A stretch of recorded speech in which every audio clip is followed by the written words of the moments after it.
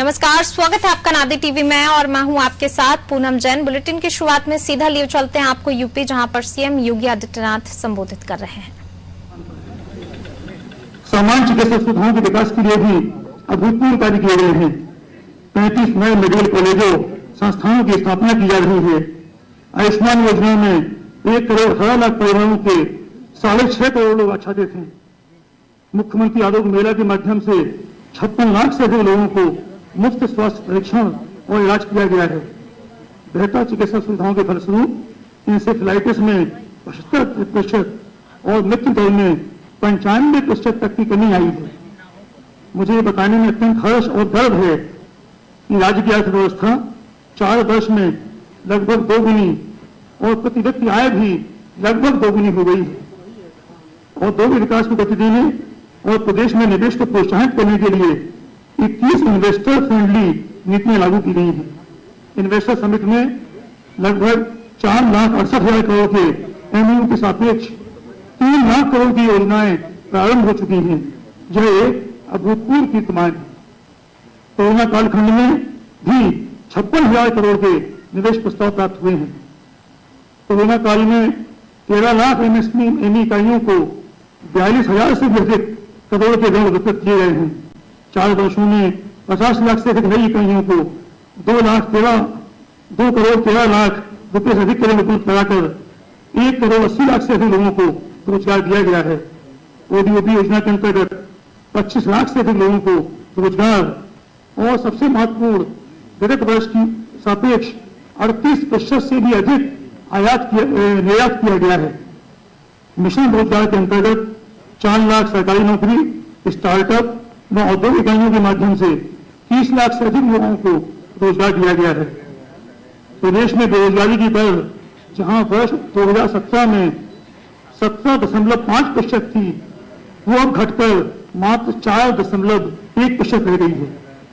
अपराधियों, माफियाओं तथा भ्रष्टाचार के विरुद्ध सरकार ने जीरो टॉलरेंस की नीति अपनाकर कठोरतम कार्रवाई की है।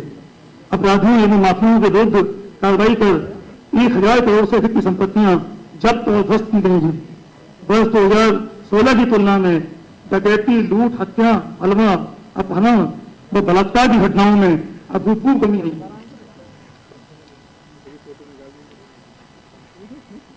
किसानों का कल्याण सरकार की सर्वोच्च प्राथमिकता है। उनकी आय में वृद्धि करने हेतु एमएसपी में लगभग 2 गुना वृद्धि की गई है। इस वर्ष लक्ष्य से 1.5 गुना धान की खरीद भी की गई है तथा गन्ना किसानों को भी 1.25 लाख करोड़ से अधिक की धनराशि दी गई है। अंत में मैं यहाँ उपस्थित सभी महानुभावों व जन सामान्य को पुनः बधाई देते हुए ये कहकर अपनी बात समाप्त करता हूँ कि विकासोन्मुख, कल्याणकारी, पारदर्शी एवं स्वच्छ सरकार के साथ समाज का प्रत्येक वर्ग अपना सर्वश्रेष्ठ योगदान और प्रदर्शन करने के लिए उत्साहित है। बहुत बहुत धन्यवाद। अब मैं माननीय मुख्यमंत्री जी से अनुरोध करता हूँ कि सरकार के 4 साल के कार्यकाल पूरे होने पर वर्ष में जो ना हो पाया, 4 वर्ष में कर दिखाया नामक विकास पुस्तिका का विमोचन करने की बात। माननीय मुख्यमंत्री।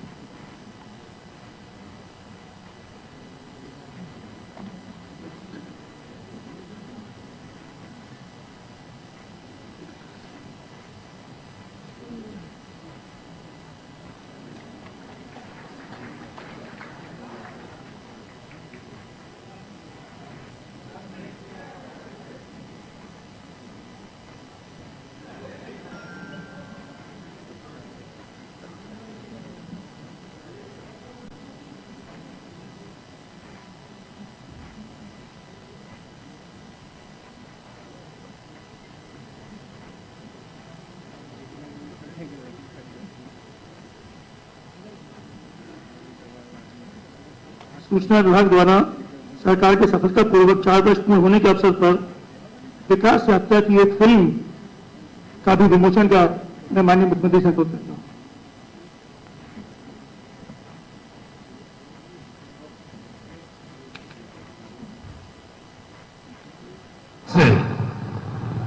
राज्य को पॉजिटिविटी की तरफ बुलाना, हताशा, निराशा उससे अलग करके उम्मीद की किरण जगाने का काम योगी सरकार ने किया है।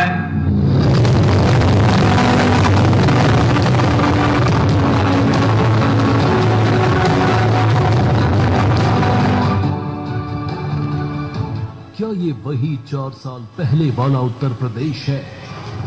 नहीं, ये है नए भारत का नया उत्तर प्रदेश।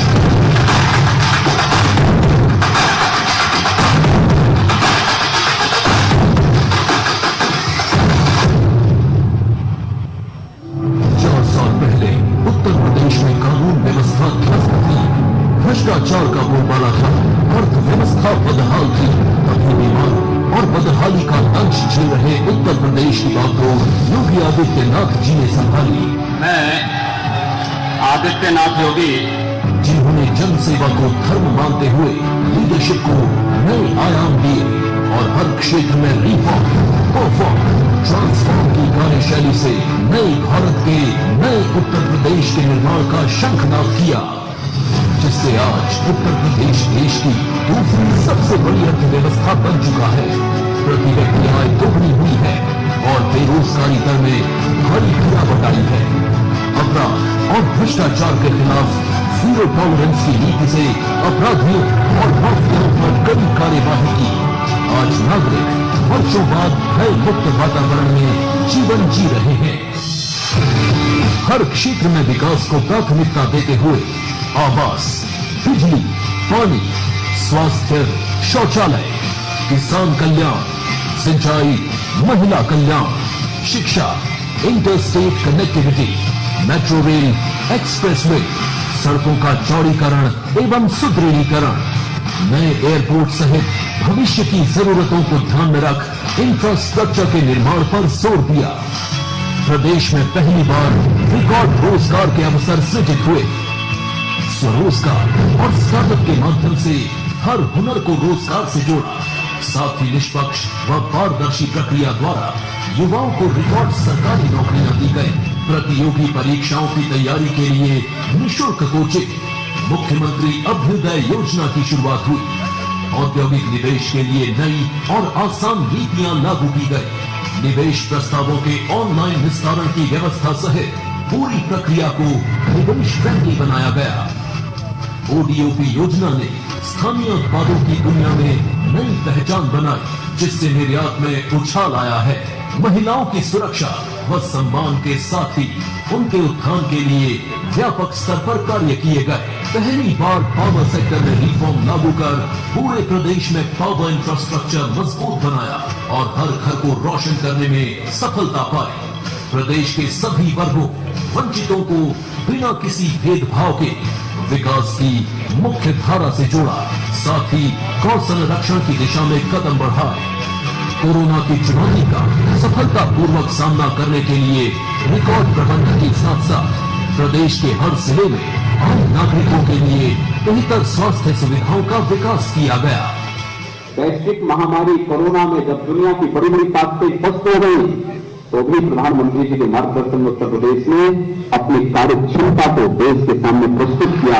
योगी सरकार ने पूरे विश्व में उत्तर प्रदेश को निवेशकों की पसंद एवं सांस्कृतिक पर्यटन का केंद्र बनाने के लिए विभिन्न आयोजनों की शुरुआत की। भव्य एवं दिव्य कुंभ, दिव्य दीपोत्सव, देव दीपावली के आयोजनों ने विश्व कीर्तिमान बनाए। पिछले 4 वर्षों में हर क्षेत्र में रिकॉर्ड विकास कार्य हुए और आज राज्य का हर नागरिक ये महसूस कर रहा है कि जो कार्य दशकों में नहीं हो पाए वो इन 4 वर्षों में हुए हैं। प्रदेश में अब माहौल बदल गया है, सबको समान अवसर मिल रहे हैं और एक प्रोग्रेसिव सोच के साथ उत्तर प्रदेश बीमारों से समर्थ प्रदेश बन रहा है और देश की सबसे बड़ी अर्थव्यवस्था बनने की ओर अग्रसर है। आने वाले वर्षों में उत्तर प्रदेश माननीय प्रधानमंत्री जी के विजन को साकार करते हुए एक भारत श्रेष्ठ भारत के निर्माण में मुख्य भूमिका निभाएगा। उत्तर प्रदेश पूर्वी भारत का ही नहीं बल्कि पूरे देश का ग्रोथ इंजन बन सकता है। योगी योगी सरकार।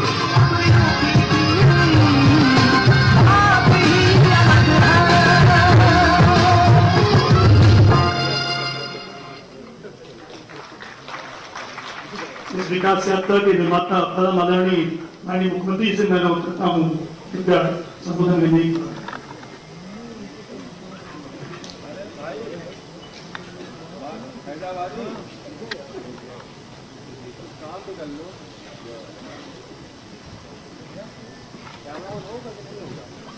मित्रों, आज की इस विशेष प्रेस वार्ता में मैं अपने सहयोगियों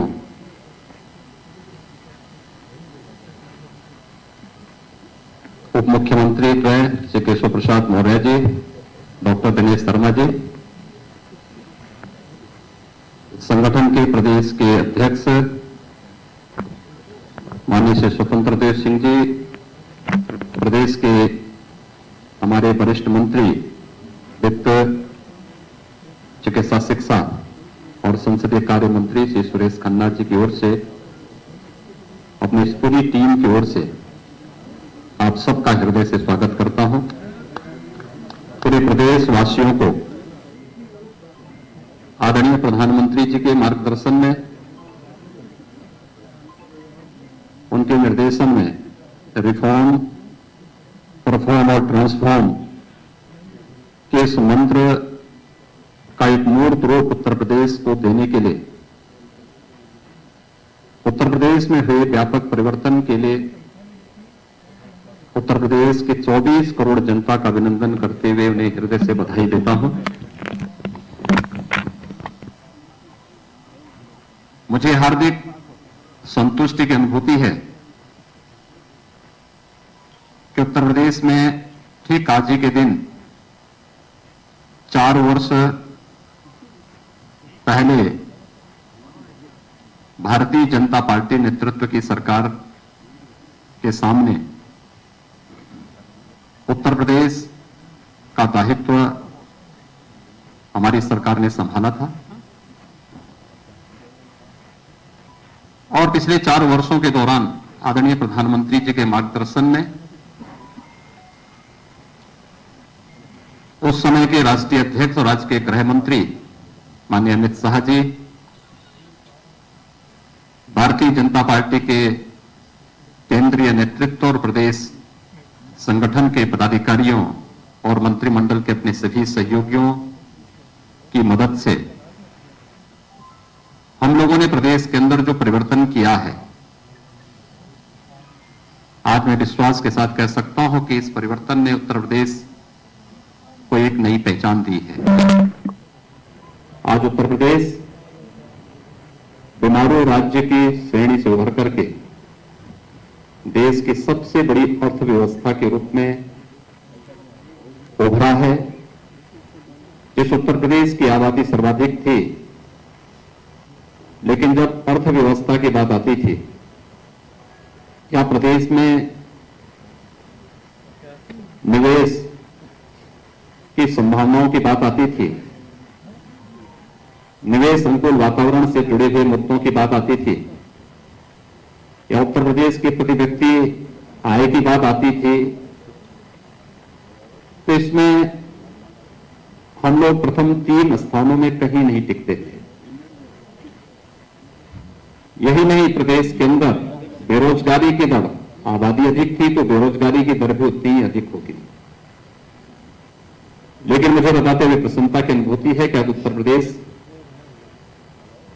निवेश अनुकूल वातावरण बनाने में पूरी तरह सफल रहा। ईज ऑफ डूइंग बिजनेस में, यानी व्यवसाय की सुगमता में आज उत्तर प्रदेश देश के अंदर 15-16 में जो रैंकिंग हमारी 14वें स्थान की थी, आज वह 2रे स्थान पर है। देश की 2015-16 में उत्तर प्रदेश की जो अर्थव्यवस्था 5वें-6ठे स्थान पर थी, आज वह दूसरी अर्थव्यवस्था के रूप में देश में उभरा है। और प्रति व्यक्ति आय भी उत्तर प्रदेश में हम लोगों ने इस दौरान जो प्रयास प्रारंभ किए, रोजगार की व्यापक संभावनाओं को आगे बढ़ाया है। प्रदेश के अंदर हर एक सेक्टर में इंफ्रास्ट्रक्चर के लिए, लोक कल्याण के लिए, एमएसएमई या एग्रीकल्चर के फील्ड में जो कार्य हुए हैं, इसके बहुत सार्थक परिणाम सामने आए हैं और इसका परिणाम है कि आज प्रति व्यक्ति आय भी दुगने से अधिक उत्तर प्रदेश के अंदर मात्र 4 वर्ष के अंदर देखने को मिली है। ये जो यात्रा है 4 वर्षों की, ये उत्तर प्रदेश के ओवरऑल परसेप्शन को बदल करके उत्तर प्रदेश के बारे में देश और दुनिया के सामने एक सकारात्मक माहौल देखने को मिला है। इस सकारात्मक माहौल को बनाने में आदरणीय प्रधानमंत्री जी का मार्गदर्शन, मेरी टीम के सभी सहयोगियों के परिश्रम और प्रदेश की जनता ने जनप्रतिनिधियों के साथ मिलकर के जो फील्ड में रहकर के प्रशासनिक टीम के साथ मिलकर के कार्य किया है, ये टीम वर्क जो हर एक क्षेत्र में देखने को, करने को प्राप्त हुए हैं, आज उसका परिणाम है कि उत्तर प्रदेश देश के अंदर नए भारत के नए उत्तर प्रदेश के रूप में उभरा है। मित्रों, ये वही उत्तर प्रदेश है जिस उत्तर प्रदेश में आज से 4 वर्ष पहले तक केंद्र की किसी भी योजना में उसका कहीं कोई स्थान नहीं होता था। ये सभी योजनाएं आम नागरिक के जीवन में व्यापक परिवर्तन का कारक बनी है। उस समय भी बन सकती थी। याद करिए 2014 में जब प्रधानमंत्री मोदी जी ने देश के प्रधानमंत्री के रूप में शपथ ग्रहण किया था और उसके उपरांत एक एक करके जो योजनाएं देश के अंदर लागू हुई, उन योजनाओं को समयबद्ध ढंग से तत्कालीन सरकार ईमानदारी के साथ उत्तर प्रदेश के अंदर लागू करती, बहुत बड़ा परिवर्तन उस समय किया जा सकता था। सरकारों ने रुचि नहीं ली या उससे पहले उस प्रकार की सोच नहीं थी। केंद्र सरकार के साथ मिलकर के राज्य ने जो उपलब्धियां हासिल की, उसका परिणाम है कि आज हम लोग प्रधानमंत्री आवास योजना में देश के अंदर, चाहे वह ग्रामीण क्षेत्र हो या शहरी क्षेत्र की, प्रधानमंत्री आवास योजना में उत्तर प्रदेश नंबर 1 स्थान पर है। स्वच्छ भारत मिशन जो देश के अंदर दुनिया का सबसे बड़ा एक अभियान था, जिसने प्रत्येक नागरिक के जीवन में व्यापक परिवर्तन करने के साथ ही नारी गरिमा का भी जो प्रतीक बना, इसमें व्यापक परिवर्तन का कारण, सबसे बड़ी चुनौती इस मार्ग में उत्तर प्रदेश था। उत्तर प्रदेश ने 2017 से जो कार्य प्रारंभ किया, 2,61,00,000 से अधिक शौचालयों का निर्माण करके देश के अंदर प्रथम स्थान भी प्राप्त किया। केंद्र सरकार की ये सभी योजनाएं, प्रधानमंत्री उज्ज्वला योजना, प्रधानमंत्री सौभाग्य योजना, प्रधानमंत्री उजाला योजना, प्रधानमंत्री किसान सम्मान की योजना, यानी इससे जुड़ी हुई जितनी भी योजनाएं थी, इन सभी योजनाओं में उत्तर प्रदेश जहां पहले बहुत पीछे हुआ करता था, किसी ने 23वें नंबर पर, किसी ने 27वें नंबर पर, आज उन सब में उत्तर प्रदेश अपनी एक बेहतरीन कार्य पद्धति के कारण पहले स्थान पर है। तो खाद्यान्न उत्पादन में भी उत्तर प्रदेश ने इस दौरान बेहतर प्रदर्शन किया है। हम लोगों ने इस दौरान प्रदेश के अंदर किसानों के हितों के लिए जो कार्य प्रारंभ किए, हम सब जानते हैं कि देश के अंदर किसान राजनीति के एजेंडे का हिस्सा ईमानदारी के साथ 2014 के बाद बना, जब सॉइल हेल्थ कार्ड, प्रधानमंत्री फसल बीमा योजना, प्रधानमंत्री कृषि सिंचाई की योजना जैसी योजनाएं लागू हुई। लेकिन लागत का 1.5 गुना एमएसपी किसान को मिले कि 2018 में प्रधानमंत्री मोदी जी ने इसे देश के अंदर लागू किया। उत्तर प्रदेश में 2017 में हम लोगों ने प्रोक्योरमेंट की पॉलिसी लागू की। रिकॉर्ड मात्रा में खाद्यान्न का क्रय हमने सरकारी क्रय केंद्रों के माध्यम से करना प्रारंभ किया और मुझे बताते हुए प्रसन्नता है कि डीबीटी के माध्यम से केवल खाद्यान्न का 66,000 करोड़ रुपए से अधिक की राशि किसान के खाते में देने का कार्य इस दौरान सरकार ने किया। गन्ना किसानों के जीवन में कितना परिवर्तन हो सकता है, ये वही प्रदेश है जो कभी गन्ना उत्पादन में नंबर 1 पर था, लेकिन बीच के कालखंड में चीनी मिलों को अपने स्वार्थ के लिए बंद करना, औने पौने दाम पर बेचने की एक प्रक्रिया प्रारंभ हुई। गन्ना किसानों का 8-8, 10-10 वर्षों से गन्ना मूल्य का भुगतान नहीं हो पा रहा था। राज्य सरकार ने 2017 में जो कार्य पद्धति आगे बढ़ाई, उसका परिणाम है कि पिछले 4 वर्ष के दौरान हमारी सरकार 1,27,000 करोड़ रुपए से अधिक का गन्ना मूल्य का भुगतान करने में सफल रही। और कोरोना कालखंड के दौरान भी हम लोगों ने सभी 119 चीनी मिलों का सफलतापूर्वक संचालन प्रदेश के अंदर किया। ये वे कार्य हैं जिसके माध्यम से प्रदेश सरकार व्यापक परिवर्तन करने में प्रदेश के अंदर सफल रही और उसका परिणाम हर एक क्षेत्र में देखने को प्राप्त हुआ। प्रदेश के अंदर चाहे वह ई प्रोसिक्यूशन प्रणाली में प्रदेश ने देश के अंदर प्रथम स्थान प्राप्त करने का रहा हो, या फिर अन्य हर एक फील्ड में वे व्यापक परिवर्तन करके दिखाए हैं। प्रदेश के अंदर पिछले 4 वर्षों की हमारी उपलब्धियों में यह भी है कि पिछले 4 वर्ष के दौरान ये वही उत्तर प्रदेश है जिसमें कोई पर्व और त्योहार शांतिपूर्ण तरीके से नहीं मनाया जा सकता था। आज मैं इस बात को बड़े हर्ष और गौरव के साथ कह सकता हूं कि विगत 4 वर्ष में सभी पर्व और त्योहार बहुत शांतिपूर्ण तरीके से प्रदेश के अंदर संपन्न हुए। और यही नहीं, 4 वर्ष में प्रदेश के अंदर कोई दंगा भी नहीं हुआ, बल्कि प्रदेश सरकार ने पेशेवर अपराधी और माफियाओं के खिलाफ, प्रदेश में शांति भंग करने वाले तत्वों के खिलाफ जो कार्रवाई की वो देश के अंदर एक मानक भी बनी और उसके परिणाम देश के अंदर भी और हर एक तबके ने उसको बहुत सकारात्मक भाव के साथ लिया। और आज उसका परिणाम है कि प्रदेश के बारे में लोगों के मन में एक धारणा बदली। आज प्रदेश व्यापक निवेश की संभावना का एक सबसे अच्छे गंतव्य के रूप में बना है, जहां पर पहले कोई आना नहीं चाहता था, असुरक्षा का भाव था, दंगों के कारण संपत्ति की क्षति का भय होता था। आज उसे इस बात का भय नहीं है। आज हर एक देश और दुनिया का निवेशक का पहला निवेश का सबसे अच्छा गंतव्य कोई दिखाई देता है तो उत्तर प्रदेश उसका सबसे अच्छा गंतव्य है। पुलिस रिफॉर्म के मामले में भी हम लोगों ने इस दौरान अच्छे काम किए। वर्षों से जो मांग होती थी पुलिस कमिश्नरी सिस्टम की, वहां हम लोग प्रदेश के अंदर लागू करने में सफल हुए। प्रदेश की राजधानी लखनऊ और गौतम बुद्ध नगर पुलिस कमिश्नरेट सिस्टम से जुड़ा है। पुलिस के अंदर रिफॉर्म की अन्य जो प्रक्रिया होनी थी या वहां पर पुलिस कर्मियों के लिए बुनियादी सुविधाओं के लिए, चाहे वह पुलिस लाइन में पुलिस बैरक की स्थापना या पीएससी के जर्जर आवासों के स्थान पर उनको अच्छे आवासीय बैरक के निर्माण की कार्रवाई हो, पुलिस थानों में बुनियादी सुविधाओं की आवश्यकता का हो, ये कार्य सफलतापूर्वक संपन्न किए गए। हर एक थाने में 1535 थाने, 350 तहसीलों में महिला हेल्प डेस्क की स्थापना करने के साथ ही प्रदेश के अंदर यह भी प्रयास प्रारंभ किए गए कि जो जर्जर थाने थे वहां पे नए भवनों का निर्माण हो, जिनका क्षेत्रफल ज्यादा था।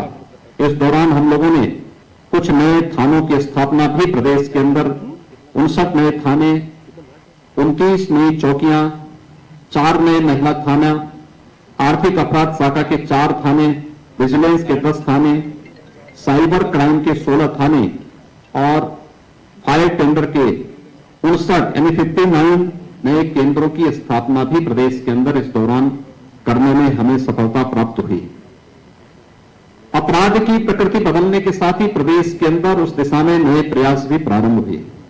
खासतौर पर 18 जो हमारे रेंज हैं, इन सभी 18 रेंज में नई विधि विज्ञान प्रयोगशालाओं की स्थापना की कार्रवाई को भी प्रदेश सरकार ने तेजी के साथ आगे बढ़ाने का कार्य किया और वे प्रदेश के अंदर जीरो टॉलरेंस की नीति अपराध और अपराधियों के प्रति प्रदेश सरकार की रही है। उसका परिणाम रहा है कि 16-17 की तुलना में अगर हम प्रदेश के अंदर कानून व्यवस्था से उसकी तुलना करें या सुरक्षा के मामले में देखें तो डकैती में 65.72%, लूट में 66.15%, हत्या में 19.80%, बलवा में 40.20%, बलात्कार की घटनाओं में 45.43% की कमी भी देखने को मिली है।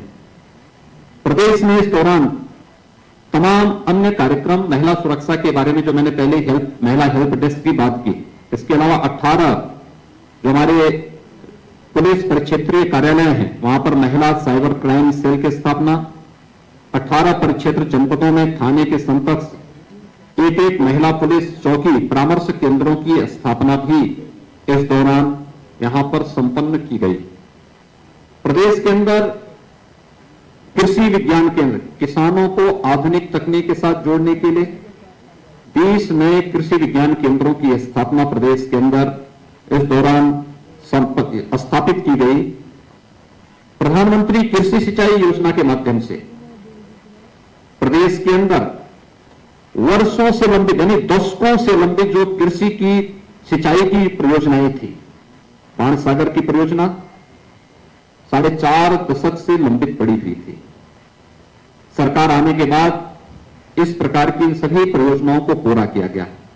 11 सिंचाई की परियोजनाएं अब तक प्रदेश के अंदर जो दशकों से वर्षों से लंबित पड़ी हुई थी उन्हें पूरा करने में हमें सफलता प्राप्त हुई, जिसके कारण प्रदेश के अंदर 2.21 लाख हेक्टेयर अतिरिक्त सिंचाई की सुविधा उपलब्ध हुई और 2,35,000 से अधिक किसान इससे लाभान्वित हुए। इस वर्ष के अंत तक हम लोग लगभग 9 अन्य सिंचाई की परियोजनाओं को पूरा करने के लक्ष्य के साथ कार्य कर रहे हैं, जो प्रदेश के अंदर लगभग 16.5 लाख हेक्टेयर भूमि को अतिरिक्त सिंचन की सुविधा जिसके माध्यम से प्राप्त होने जा रही है और इसके माध्यम से 40,48,000 से अधिक किसान परिवार सीधे सीधे लाभान्वित होने जा रहे हैं। प्रदेश के अंदर किसानों के हितों के लिए इस दौरान अन्य अनेक कदम उठाए गए, खासतौर पर जहां पर उन्हें लाइसेंस फ्री व्यवस्था देने की आवश्यकता थी। खांडसारी उद्योग में लाइसेंस की स्वीकृति की प्रक्रिया को सरलीकरण करने और उसे निःशुल्क लाइसेंस उपलब्ध कराने की कार्रवाई की। 267 नए ऐसे लाइसेंस इस दौरान उपलब्ध करवाए गए। 220 नई जो मंडी स्थल निर्मित करने के कार्य हुए। 27 मंडियों के आधुनिकीकरण की कार्रवाई इस दौरान हुई। 291 ई नाम मंडी की स्थापना के साथ 87 लाख किसानों और 84,000 व्यवसायियों को इसके साथ जोड़ने में हमें सफलता भी प्राप्त हुई और साथ साथ मंडी शुल्क को भी 1% कम करने के का कार्य भी इस दौरान किसानों के हित को ध्यान में रख करके और प्रदेश के हित को ध्यान में रख करके प्रदेश सरकार ने यहां पर किया। देश की अर्थव्यवस्था का आधार हमारा ग्रामीण भारत है, लेकिन ग्रामीण भारत की जनजीवन की स्थिति क्या है? आखिर यहां पर आप बैठे हुए सभी महानुभावों से मैं बहुत उसके साथ कहना चाहूंगा कि यह देश 1947 में आजाद हुआ। 2017 में जब प्रदेश के अंदर हमारी सरकार आई थी तब प्रदेश में कई दर्जन गांव ऐसे थे जिन्होंने आजादी के बाद शासन की किसी भी सुविधा का उपभोग नहीं किया था। न वहां सड़क थी, न बिजली थी, न पानी था, न स्कूल की सुविधा थी, न स्वास्थ्य की सुविधा थी। यहां तक कि उन लोगों को वोटिंग का राइट भी नहीं था। देश की संसद के द्वारा कानून पास किए जाने के बावजूद राज्य सरकार की इच्छा शक्ति का अभाव उन लोगों को शासकीय सुविधा से वंचित किए गए थे। और आज मुझे बताते हुए प्रसन्नता है कि प्रदेश के अंदर वन्य गांवों को राजस्व गांव के रूप में बदलने, शासन की सभी प्रकार की बुनियादी सुविधाओं से आच्छादित करने में हमें सफलता प्राप्त हुई। मुसहर गांवों में बुनियादी सुविधाएं उपलब्ध कराने, अनुसूचित जनजाति के थारू, कोल, बाहुल्य गांवों में भी सुविधाएं उपलब्ध कराने का कार्य और आवश्यकता पड़ी, क्योंकि एसईसीसी के सर्वे में पहले इन लोगों को आच्छादित नहीं किया गया था। कि 2011-12 के सर्वे में इन लोगों को उपेक्षित छोड़ दिया गया था। हमारी सरकार ने इन्हें विभिन्न योजनाओं से आच्छादित करने के साथ ही वहां पर आवासीय सुविधा के लिए मुख्यमंत्री आवास योजना लागू की। और आज मुझे बताते हुए प्रसन्नता है कि सभी मुसहर गांव, सभी बनने गांव, बनटांगिया गांव इन सुविधाओं से आच्छादित हो चुके हैं। और प्रदेश सरकार ने नई योजना के अंतर्गत थारू, कोल और सहरिया जैसी जातियों को भी अब इससे कवर करने की कार्रवाई को आगे बढ़ाने का कार्य किया।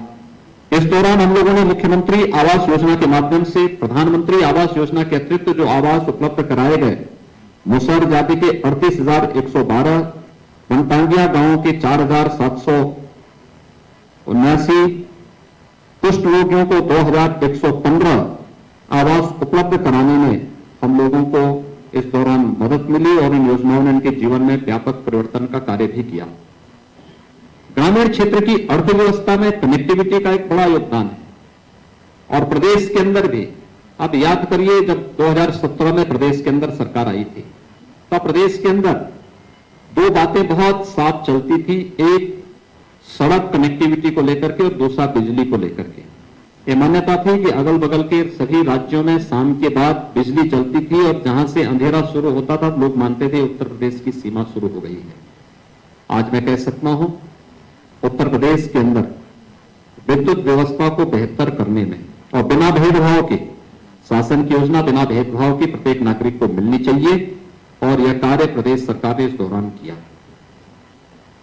हर जिला मुख्यालय को 24 घंटे और तहसील मुख्यालयों को 20 से 22 घंटे और ग्रामीण क्षेत्र में 16 से 18 घंटे की विद्युत की आपूर्ति करने के साथ ही 1,21,000 गांवों तक बिजली पहुंचाने का काम, यानी इंफ्रास्ट्रक्चर, नया इंफ्रास्ट्रक्चर खड़ा किया गया और 1,38,00,000 ग्रामीण परिवारों को निःशुल्क विद्युत कनेक्शन उपलब्ध करवाने में सरकार ने जहां सफलता प्राप्त की, वहीं साथ ही साथ इस दौरान कनेक्टिविटी को बेहतर किया गया। इंटर-स्टेट कनेक्टिविटी, प्रदेश की सीमा नेपाल राष्ट्र से भी जुड़ी हुई है। बिहार, छत्तीसगढ़, झारखंड, मध्य प्रदेश, राजस्थान, उत्तराखंड, हरियाणा, उत्तराखंड और दिल्ली राज्यों से भी जुड़ी हुई है। ये इंटर स्टेट कनेक्टिविटी को भी बेहतर करने, 4 लेन की कनेक्टिविटी के साथ जोड़ने, हर जिला मुख्यालय को 4 लेन की कनेक्टिविटी के साथ जोड़ने, तहसील और विकासखंड मुख्यालयों को 2 लेन के साथ जोड़ने और ग्रामीण क्षेत्रों की सड़कों की भी सुदृढ़ीकरण का कार्य सफलतापूर्वक इस दौरान प्रदेश के अंदर करने में सफलता प्राप्त हुई। प्रदेश के अंदर वे क्षेत्र जहां पर जनवरी के बाद से पेयजल का संकट खड़ा होता था, खासतौर पर बुंदेलखंड और बुंद क्षेत्र, आज मुझे बताते हुए प्रसन्नता है कि आदरणीय प्रधानमंत्री जी की अनुकंपा से हम लोगों ने बुंदेलखंड में जल जीवन मिशन के अंतर्गत वहां पर हर घर नल की योजना लागू कर दी है और इस वर्ष के अंत तक प्रयास है कि ज्यादातर गांवों में शुद्ध पेयजल की आपूर्ति होती हुई दिखाई देगी। यानी ये एक व्यापक परिवर्तन के कारण है। हमने खेत को भी पानी दिया, हर घर को भी शुद्ध पेयजल की आपूर्ति के साथ जोड़ने का कार्य किया जा रहा है और यह बुंदेलखंड क्षेत्र के साथ एक बुंदेलखंड और बिंद क्षेत्र में कार्य जहां प्रारंभ हो चुका है, वहीं प्रदेश के 30,000 अन्य राजस्व गांवों के लिए भी जल जीवन मिशन के अंतर्गत शुद्ध पेयजल की आपूर्ति के लिए डीपीआर की कार्रवाई अंतिम चरणों में चल रही है और बहुत शीघ्र इन 30,000 गांवों के लिए भी पेयजल की आपूर्ति की कार्रवाई जल जीवन मिशन के अंतर्गत लागू करने का कार्य प्रदेश सरकार करने जा रही है। ये केवल पेयजल की स्कीम लाना नहीं, 10 वर्षों तक वहां पर उस योजना को सफलतापूर्वक संचालन करने की जिम्मेदारी भी उस कार्यदायी संस्था को निभाना है, जो कार्यदायी संस्था इस स्कीम को वहां पे लागू करेगी और यह कार्य यहां पर हम लोग प्रदेश के अंदर सफलतापूर्वक लागू किए हैं। प्रदेश के अंदर निवासित 2 आश्रय स्थलों के लिए भी प्रदेश सरकार ने व्यापक कार्य योजना बनाकर उसे लागू किया। मुझे बताते हुए प्रसन्नता है कि हम लोगों ने इस संबंध में 3 स्कीम पहले से ही लागू की है, जिसमें निवासित गौ आश्रय स्थल जो प्रदेश सरकार के द्वारा संचालित ग्रामीण और शहरी दोनों क्षेत्रों में संचालित हो रही है, जिसमें 5.5 लाख से अधिक गौवंश हमारे पास पहले से निवासित गौ आश्रय स्थलों में है। दूसरी स्कीम हमारी इसमें है जिसमें सहभागिता योजना के अंतर्गत अगर कोई किसान अपने घर में एक एयरटेक की हुई गौवंश को रखता है तो उस गौवंश को एक किसान परिवार को अधिक से अधिक 4 गौवंश तक उपलब्ध कराते हैं, तो वह किसान परिवार को हम लोग 900 रुपए प्रति गौवंश हर महीने भी उपलब्ध करवाते हैं। हर महीने इसका भौतिक सत्यापन भी होता है। लगभग 80,000 गौवंश इस प्रकार से किसान परिवारों को उपलब्ध कराए गए हैं। और मुझे बताते हुए प्रसन्नता है कि निवासित गौ आश्रय स्थलों से प्रदेश सरकार ने उन परिवारों को, जो कुपोषित परिवार हैं, उन कुपोषित परिवारों को एक एक दूध देने वाली गाय भी उपलब्ध कराया, जिसमें गाय के साथ साथ 900 रुपये प्रति माह उन कुपोषित परिवारों को देने की योजना भी प्रदेश के अंदर लागू की गई है। और बहुत सारे कुपोषित परिवार इस योजना का लाभ ले रहे हैं, जिसमें गाय के साथ साथ 900 रुपये प्रति माह उस परिवार को उस सेवा के बदले मिलने हैं। सरकार ने यह भी निर्णय लिया है कि वह हर नया पंचायत स्तर पर निवासित गौ आश्रय स्थलों की स्थापना के कार्य को युद्ध स्तर पर आगे बढ़ाएगी। एंटी भूमाफिया टास्क फोर्स ने प्रदेश के अंदर इस दौरान अच्छा काम किया। 60,62,000 से अधिक जो वाद थे उसका निस्तारण किया। 54,000 हेक्टेयर से अधिक लैंड को भूमाफियाओं के कब्जे से मुक्त कराने में हमें सफलता प्राप्त हुई। और ये भूमाफियाओं के कब्जे से छुड़ाई गई भूमि, ये हमारे लिए प्रदेश के अंदर निवेश के लिए एक लैंड बैंक का भी काम की। लेकिन साथ साथ यह उन गरीब परिवारों को जिनके पास अभी तक अपना आवास बनाने के लिए कोई भूमि नहीं थी, उन्हें भूमि का पट्टा वहां पर उपलब्ध कराने में भी हमें मदद मिली।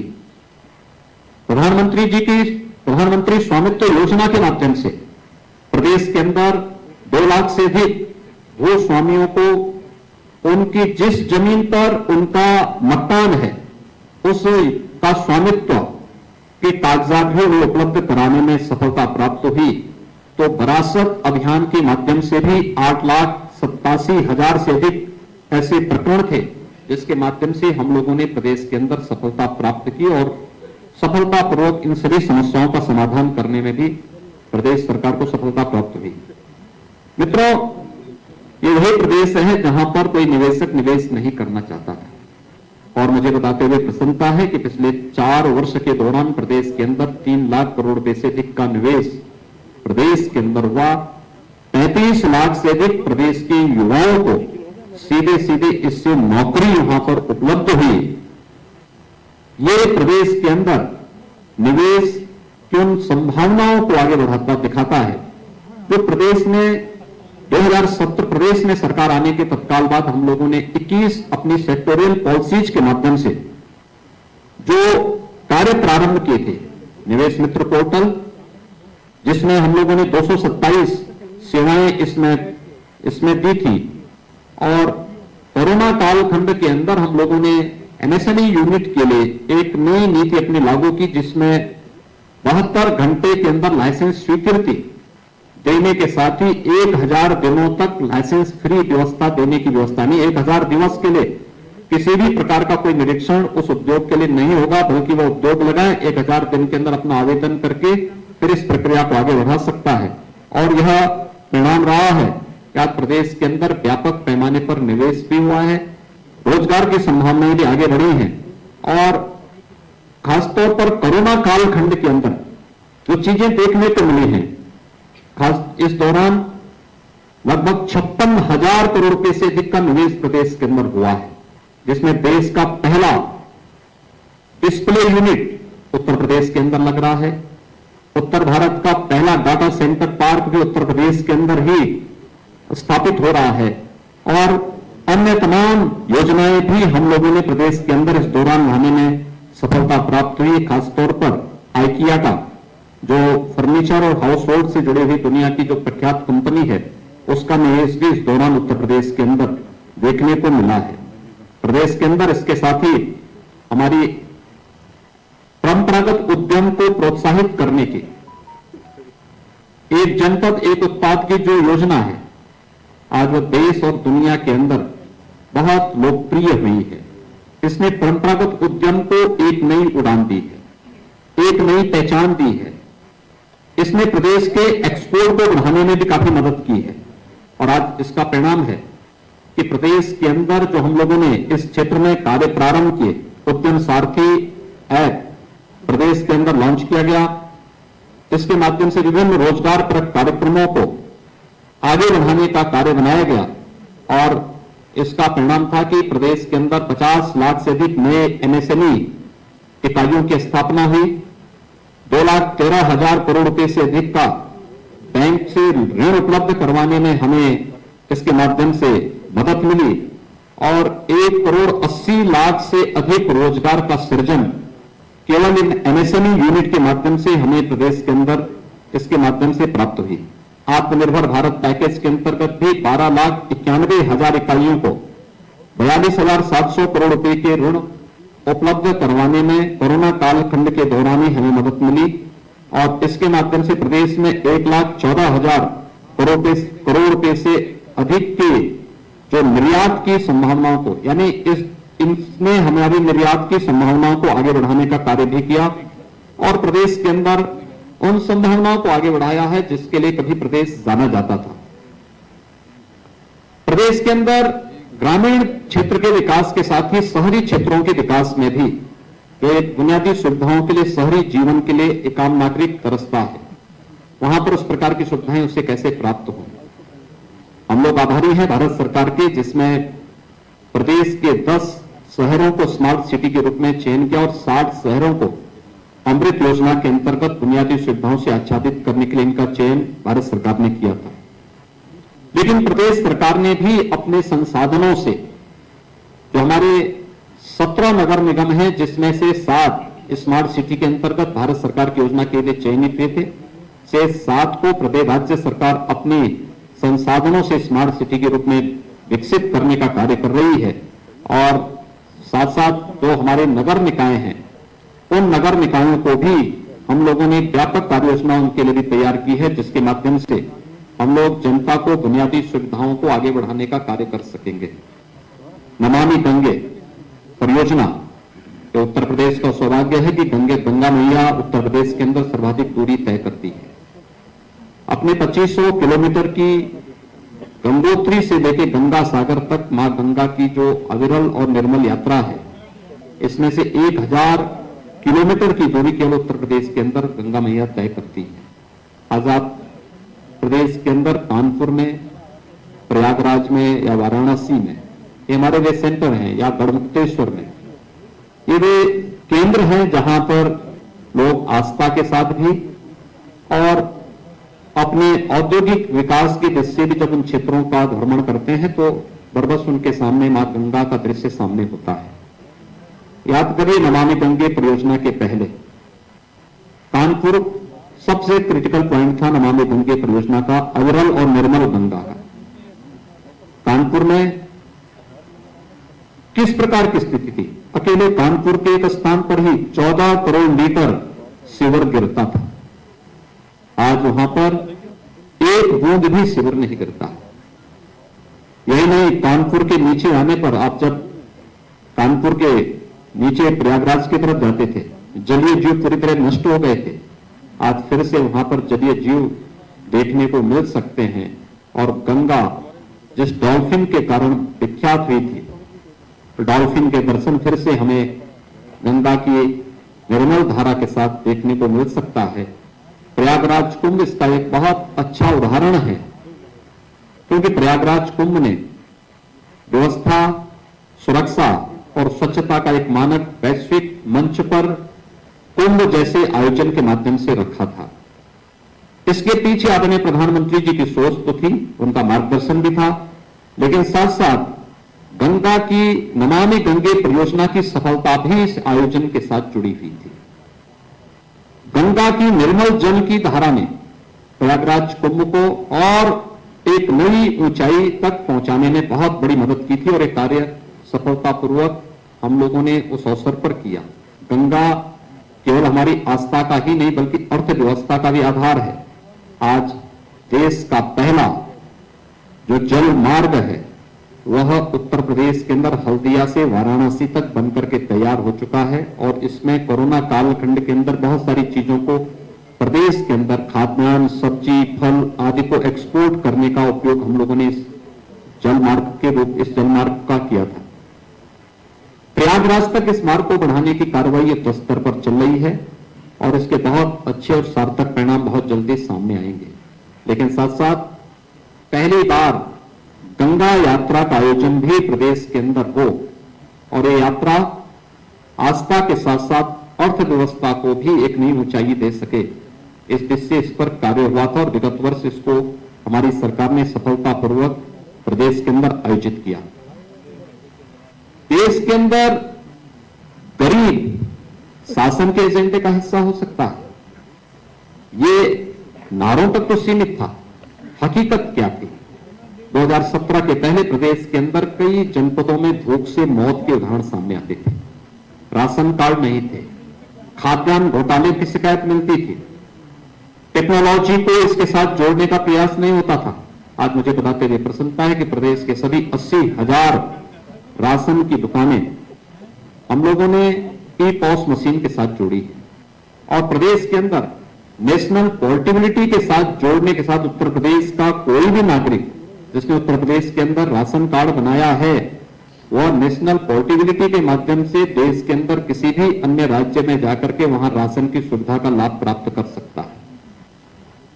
ई-पॉस मशीन और नेशनल पोर्टेबिलिटी के माध्यम से प्रदेश ने इस तकनीक का उपयोग करके 1200 करोड़ रुपए के राजस्व की सालाना बचत भी की है। ये चीजें बताती है कि 1200 करोड़ रुपए कहीं न कहीं ये बेईमानी और भ्रष्टाचार की भेंट चढ़ जाते थे। आज सरकार ने इसका लाभ भी प्राप्त किया है। प्रदेश 80 लाख स्ट्रीट लाइट को भी एलईडी स्ट्रीट लाइट में बदलने वाला राज्य है। इसके माध्यम से भी व्यापक पैमाने पे कार्बन उत्सर्जन के साथ साथ हमें जो ऊर्जा की बचत इसके माध्यम से हुई है, यह अलग है। ई टेंडरिंग को लागू करने वाला, प्रभावी ढंग से लागू करने वाला पहला राज्य उत्तर प्रदेश है और इसके माध्यम से भी प्रदेश ने भारी सफलता प्राप्त की है।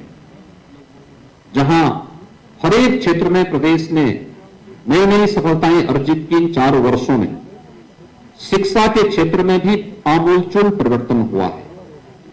प्रदेश के अंदर 2017 के पहले नकल के पे हमारे माध्यमिक और उच्च शिक्षा के केंद्र बने हुए थे। आज मुझे बताते हुए प्रसन्नता है कि प्रदेश के अंदर नकल विहीन परीक्षा का एक नया मानक खड़ा हुआ। दूसरा, बेसिक शिक्षा परिषद, माध्यमिक शिक्षा परिषद, उच्च शिक्षा में शिक्षा के क्षेत्र में जो व्यापक परिवर्तन किए वह उन स्कूलों में और उन क्षेत्रों में हुए परिवर्तन के माध्यम से देखा जा सकता है।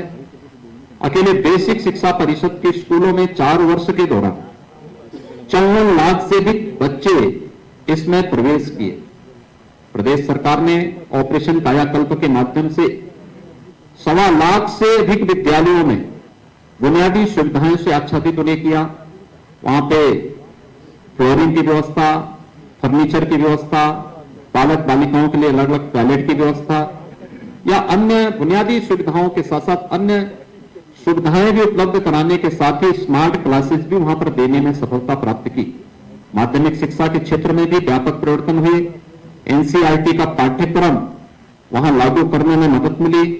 उच्च शिक्षा के क्षेत्र में भी जहां पर व्यापक परिवर्तन करने के साथ ही 3 नए विश्वविद्यालय सहारनपुर, अलीगढ़ और आजमगढ़ में बनाने का मार्ग प्रशस्त हुआ तो प्रदेश के अंदर निजी विश्वविद्यालयों की स्थापना का कार्य संपन्न हो सके, इसके लिए भी प्रदेश सरकार ने बहुत अच्छी सफलता प्राप्त की है और यह कार्य हमारा बहुत अच्छे ढंग से आगे बढ़ रहा है।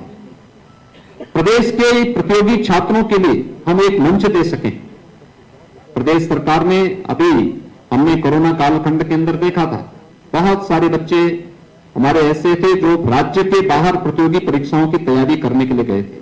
लॉकडाउन के बाद जब उनके सामने संकट आया तो राज्य सरकार को फिर उन्हें सुरक्षित वापस लाने की आवश्यकता महसूस हुई, उनको उनके घरों तक पहुंचाने का काम किया। मुख्यमंत्री अभ्युदय योजना, मुझे बताते हुए प्रसन्नता है कि 18 लाख से अधिक बच्चे इस समय मुख्यमंत्री अभ्युदय योजना के साथ फिजिकली और वर्चुअली जुड़ चुके हैं, जिसमें उन्हें विभिन्न प्रकार की प्रतियोगी परीक्षाओं के साथ साथ उन्हें जुड़ने का, उसकी तैयारी करने के लिए एक अच्छा मंच उन्हें उपलब्ध हुआ है और वह उसके माध्यम से आगे अपने उज्जवल भविष्य के साथ जुड़ सकते हैं और ये कार्य आगे बढ़ा है। इस दौरान प्रदेश सरकार ने पिछले 4 वर्ष के अंदर स्वर्गीय अटल बिहारी वाजपेयी जी के नाम पर चिकित्सा विश्वविद्यालय की स्थापना लखनऊ में, मेरठ में स्पोर्ट्स विश्वविद्यालय, प्रयागराज में विधि विश्वविद्यालय और गोरखपुर में आयुष विश्वविद्यालय की स्थापना की कार्रवाई को भी आगे बढ़ाया है। प्रदेश के अंदर एक फॉरेंसिक इंस्टीट्यूट की स्थापना का कार्य लखनऊ में हम लोगों ने आगे बढ़ाया है। 51 नए राजकीय महाविद्यालयों, 24 राजकीय पॉलिटेक्निक, 4 राजकीय इंजीनियरिंग कॉलेजेस और लगभग 260 ITI की स्थापना के कार्य को भी प्रदेश सरकार ने प्राथमिकता के आधार पर इस दौरान आगे बढ़ाने का कार्य किया। तो श्रमिकों के बच्चों के लिए, जो रजिस्टर्ड श्रमिक हैं, उनके लिए 18 अटल आवासीय विद्यालय हर एक कमिश्नरी मुख्यालयों में स्थापित हो सके, जहां पर, क्योंकि रजिस्टर्ड श्रमिक अलग अलग समय में अलग अलग जगह काम करते हैं और उससे सबसे ज्यादा सफर उनके बच्चे करते थे। राज्य सरकार ने उनकी व्यवस्थित अच्छी शिक्षा के लिए 18 कमिश्नरी